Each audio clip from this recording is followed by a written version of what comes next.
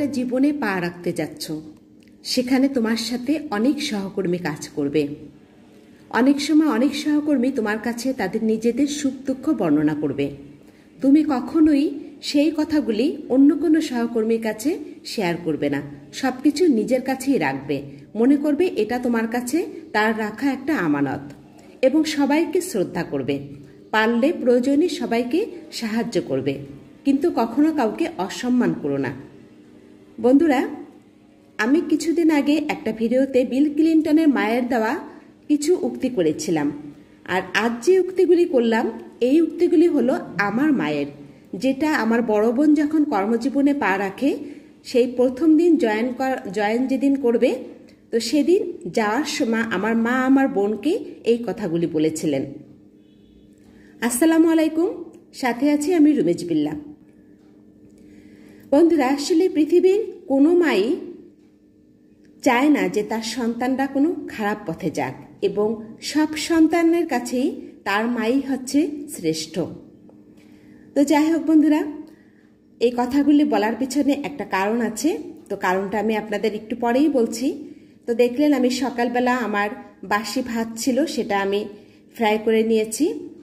আর এখানে হচ্ছে দেশি মালটা।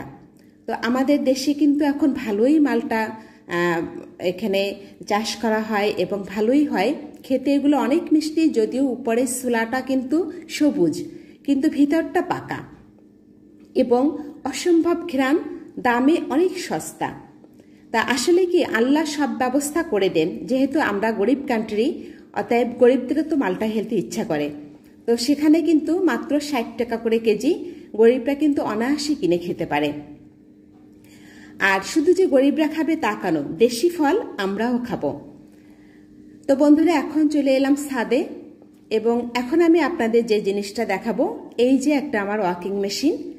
এই ওয়াকিং মেশিনটা এই জন্যই কিন্তু আমার মায়ের উক্তিগুলি আপনাদেরকে আমি বলেছিলাম, যে সবসময় অন্যের জিনিসের যত্ন নিবে, কারো অসম্মান করবে না।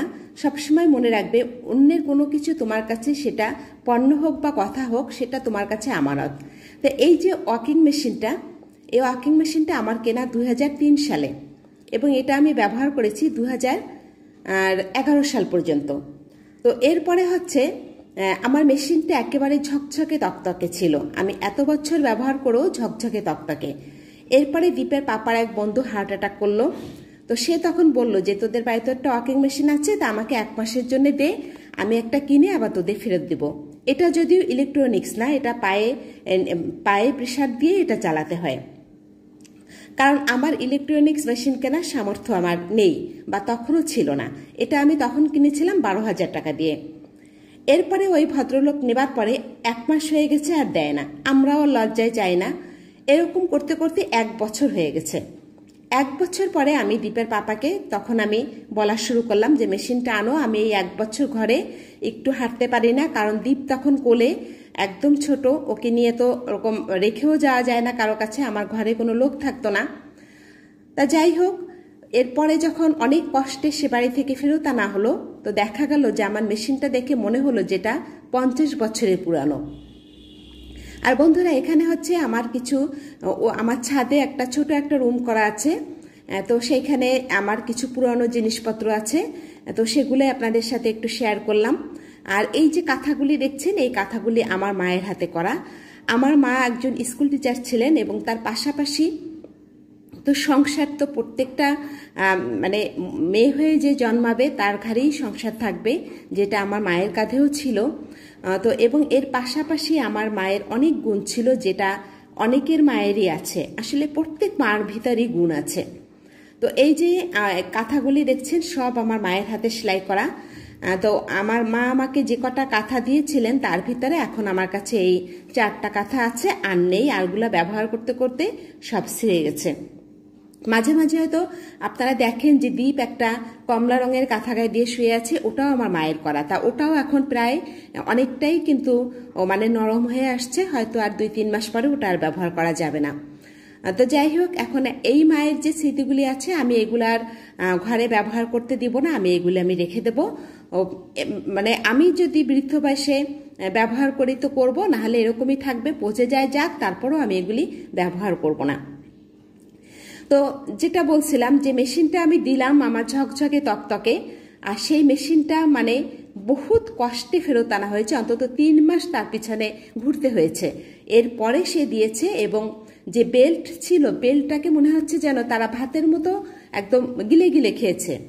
আর চারিপাশের তো দেখলেন যে বর্ডারগুলি কালো, সব ছিঁড়ে ফেলছে।